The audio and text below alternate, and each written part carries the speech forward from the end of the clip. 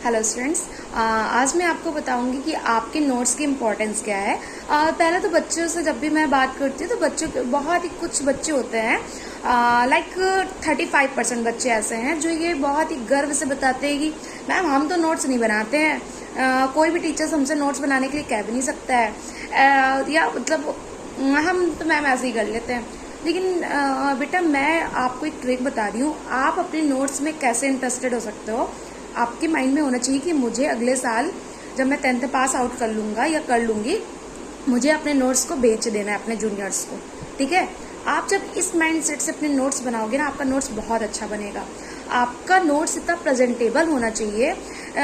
देखो इतना ज़्यादा डेटा होता है, इतना ज़्यादा सिलेबस होता है कि आप हर एक चीज़ आप अपने माइंड में नहीं रख सकते ना कि बिल्कुल सेम टू सेम आपने जो भी पढ़ा आपने उसको पूरा लिख दिया। कैसे, मतलब एक टॉपर्स होते हैं वो कैसे अपने नोट्स से कैसे क्या करते हैं, उनको भी तो उतना ही टाइम पीरियड मिलता है ना, लेकिन फिर भी वो बच्चे टॉप कर जाते हैं।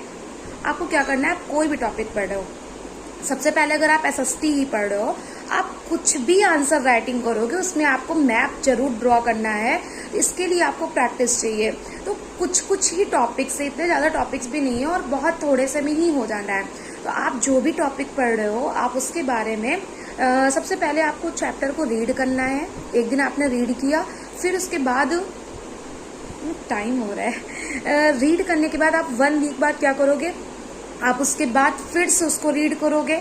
2 टाइम्स हो गया, फिर आप उसको 4 से 5 दिन बाद फिर से एक बार रीड करोगे टॉपिक को। आपको धीरे धीरे समझ में आ जाएगा कि आपको नोट्स में लिखना क्या है।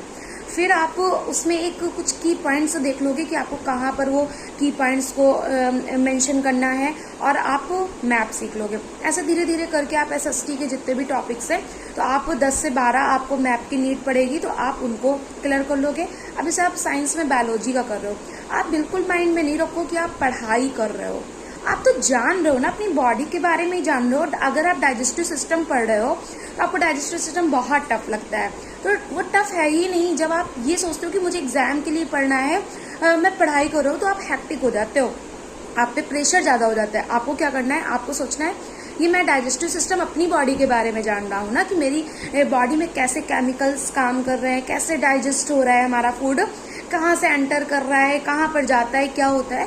तो आपको डाइजेस्टिव सिस्टम बनाने को कह दो तो आप 1 वीक लगा देते हो बनाने में।